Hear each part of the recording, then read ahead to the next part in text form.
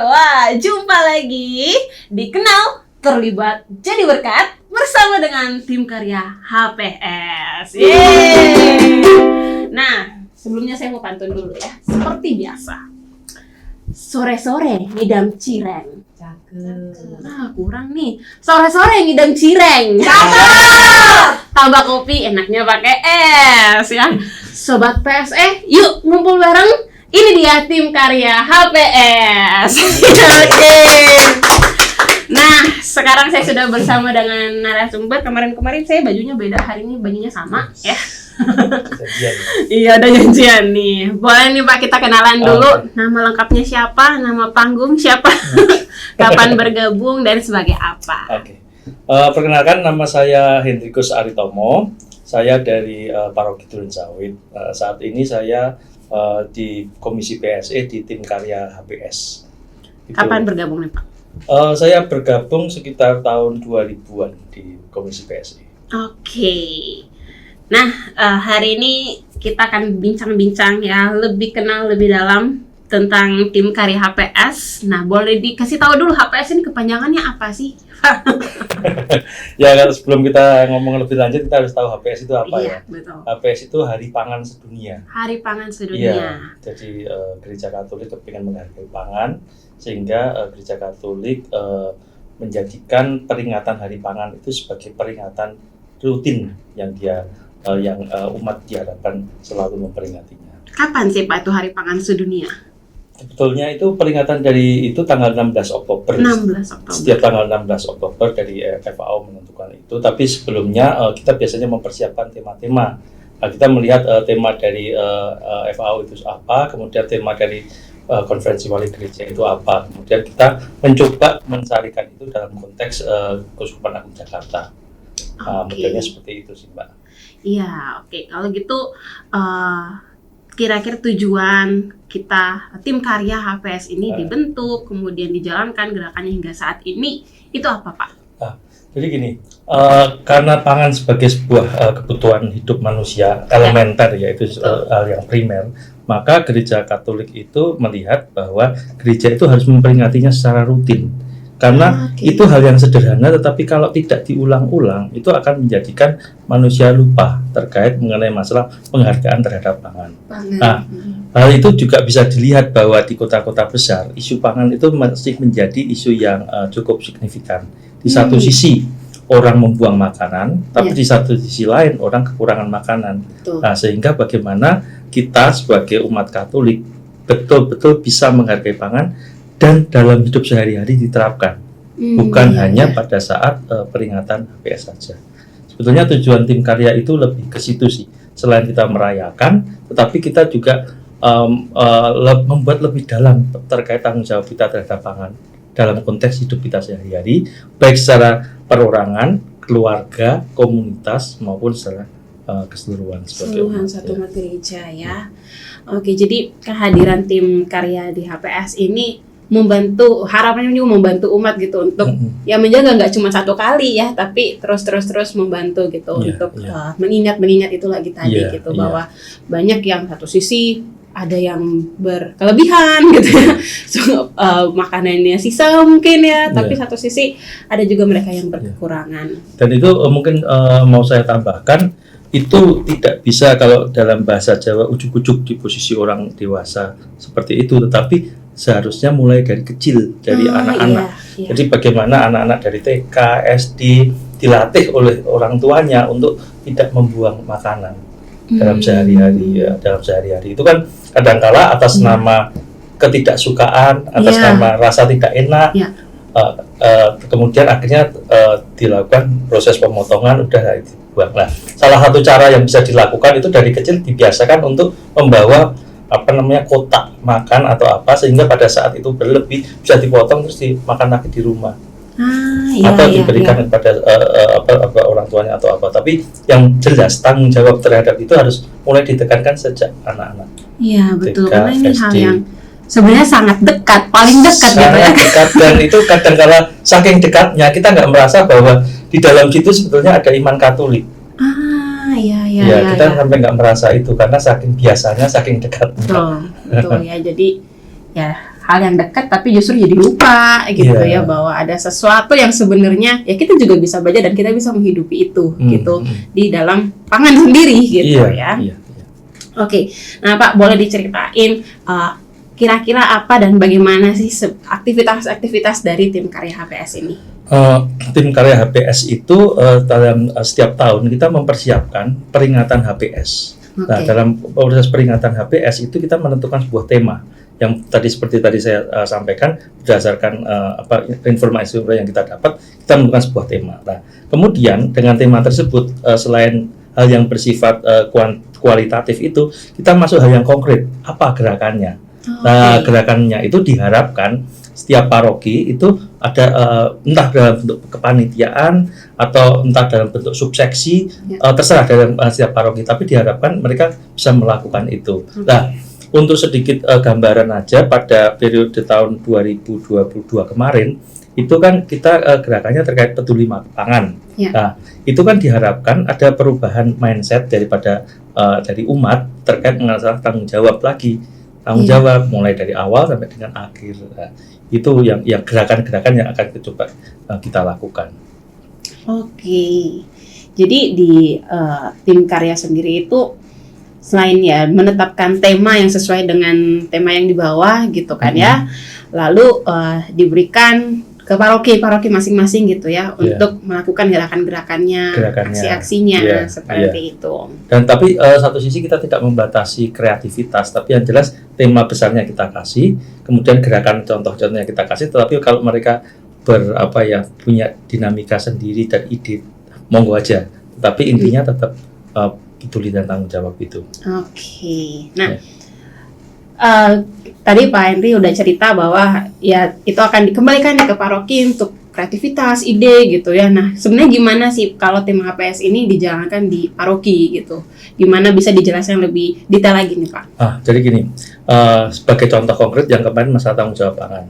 Nah, itu kita berharap dari setiap paroki itu bisa mensosialisasikan itu secara rutin. Jadi misalkan seperti kegiatan paroki, kegiatan DPH maupun kegiatan kepanitiaan, isu sosialisasi itu selalu didengungkan.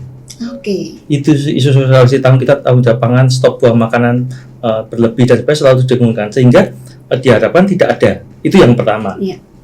Masalah makan. Kemudian yang kedua, masalah penyaluran. Jadi dari teman-teman dari paroki mungkin bisa ada kerjasama dengan komunitas di sekitar gereja atau di luar itu, yang dimana kalau ada makanan berlebih itu disalurkan. Nah, itu bersifat secara rutin. Tapi balik lagi itu dibutuhkan satu kesadaran dan tanggung jawab, bukan momen tertentu saja. Ya, yang kita harapkan bukan momen itu, tapi sampai pada level perubahan gaya hidup. Jadi betul-betul kalau dulu di gereja ada peduli sampah plastik dengan selalu membawa bahan botol minum kemana-mana, ini demikian juga diharapkan itu. Jadi banyak hal yang bisa dilakukan, entah di komunitas biara, entah di komunitas di paroki, kepanitiaan, sekolah dan sebagainya, itu semua gerakan itu menyeluruh. Harapannya itu seperti itu. Oke. Nah, Pak tadi ngomongin nih, tadi Bapak bilang cerita tentang gerakan untuk mengelola mereka tidak membuang-buang makanan gitu ya. Ada nggak dari Henry tips-tips gitu untuk mengelola sampah makanan, atau mungkin gimana cara mendaur ulang sampah makanannya? Sebetulnya yang paling sederhana itu dari yang pertama itu adalah pada saat kita berbelanja. Kita berbelanja itu jangan berlebih sehingga di kulkas itu tidak ada yang busuk, karena itu akan semua kita makan. Itu yang pertama. Kemudian yang kedua, setelah itu jadi makanan, kita usahakan habis. Terus yang ketiga, pada saat tidak habis itu kan bisa kita coba dimakan oleh keluarganya yang lain kalau dalam sebuah keluarga ya, supaya itu dihabiskan. Kalau sampai sudah itu ya dilakukan proses yang pembuatan untuk pupuk itu ada satu kompos untuk dari makanan-makanan sisa, itu juga bisa dilakukan, tapi itu sangat dihindari karena ada proses yang tanda petik membuang dan sebagainya.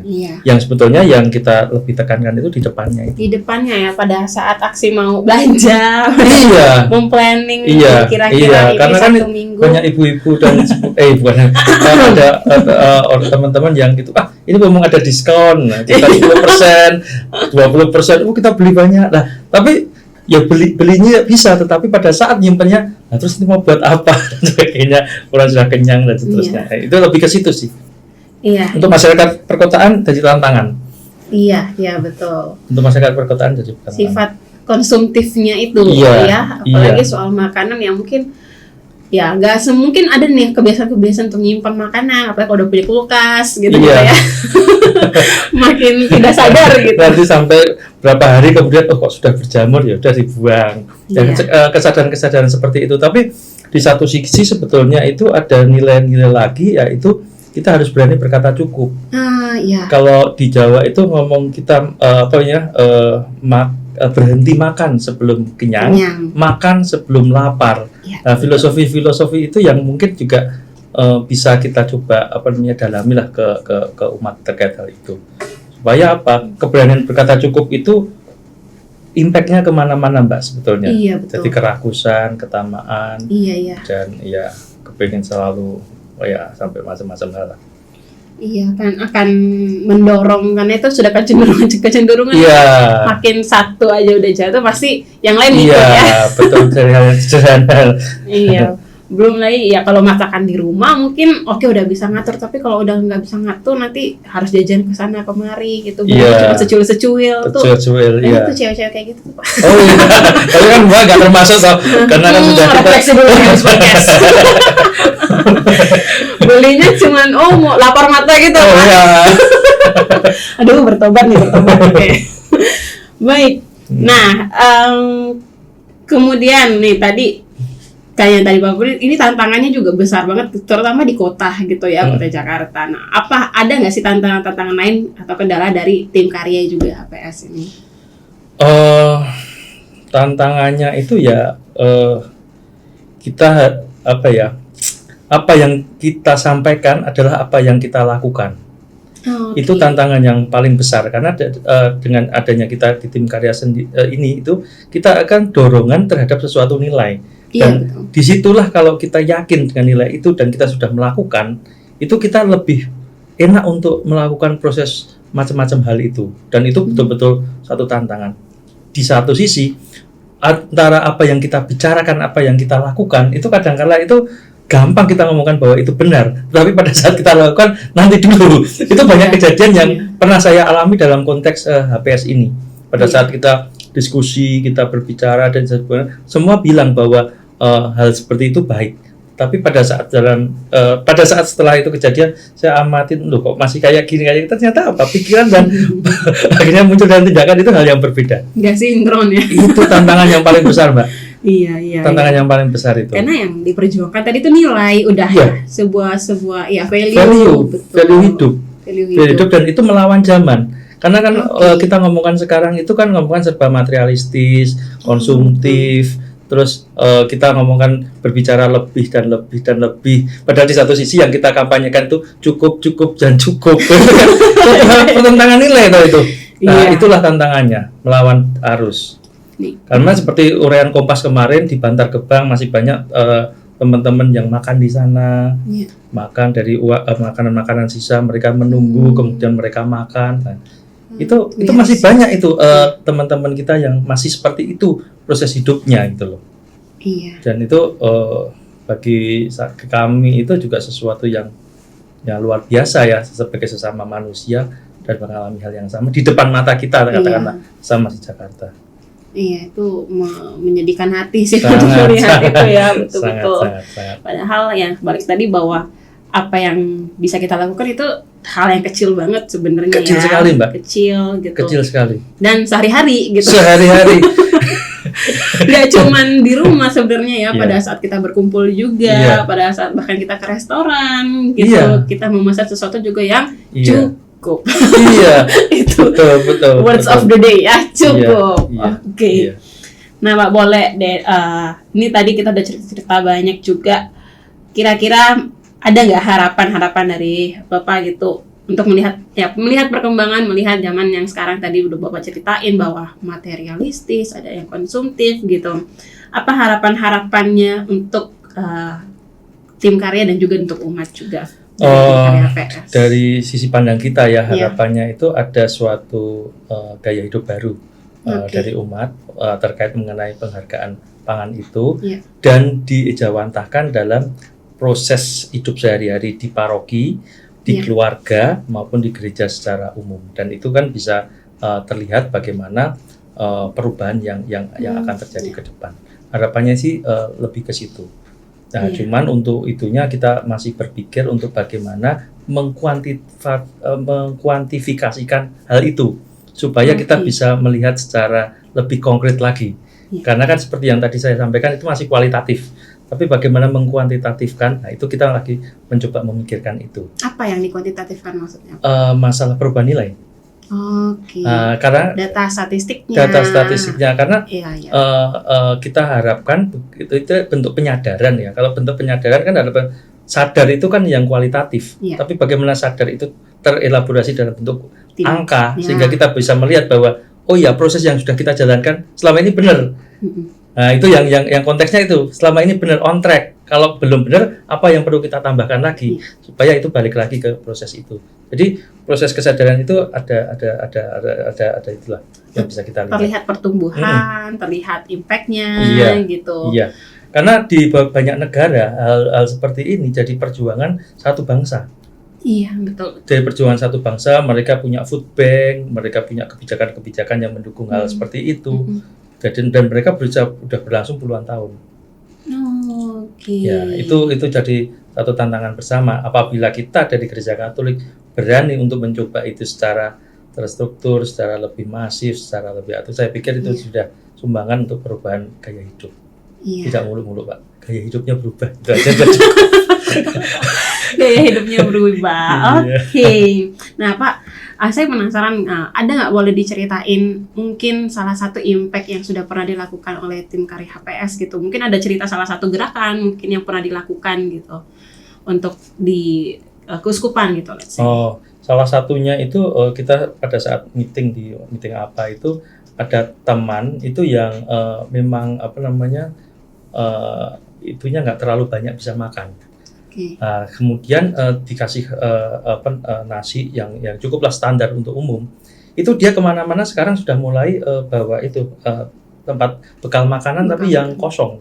Oh. Dia selalu bawa kemana-mana itu. Karena apa? Karena begitu dia menyadari bahwa perutnya nggak terlalu bisa menerima banyak, sehingga dia pasti potong dimasukkan ke situ dan itu bawa ke rumah untuk dimakan di rumah. Ukuran satu porsinya tuh ketika dapat di porsinya tuh beda dengan satu porsi yang lain gitu ya. Dan itu dia bawa kemana-mana dan cerita. Wah, itu saya penyadaran sekarang yang bawa itu kemana-mana, Mas. Karena kalau pada saat rapat, pada saat ada rapat kantor, diskusi atau apa, saya pasti nggak habis. Ya nggak habis, kita hargai nggak habis. Tetapi ya itu dia bawa itu yang sangat-sangat kita hargai. Oh, itu small things banget, itu bisa dicontoh juga tuh kalau misalnya nggak habis, berarti kita bawa kotak makan. Iya. Oke, menarik. Nah, seru banget cerita-cerita sama Pak Henry nih ya, dan banyak juga hal-hal yang mungkin teman-teman baru tahu, Sobat PSE baru tahu tentang HPS ini Hari Pangan Sedunia gitu. Taunya cuma 12 Oktober, padahal yang kita mau gaungkan, yang kita lakukan adalah seumur hidup ya, sepanjang masa nih, karena apa yang kita mau gaungkan itu mengenai perubahan gaya hidup mulai dari berkata cukup. Nah, karena udah tahu, semoga semakin tergerak, semakin sadar tadi itu ya Pak, semakin mau untuk melakukan hal-hal kecil mulai dari planning dulu makanannya gitu ya. Setiap keinginan untuk berbelanja mungkin ditahan-tahan, diingat-ingat, oh iya ini mengingat orang lain, mengingat juga ya diri sendiri ya, karena ini yang dikatakan bahwa juga salah satu wujud iman kita untuk lebih menghargai lagi nggak cuman diri kita tapi seluruh isi bumi gitu.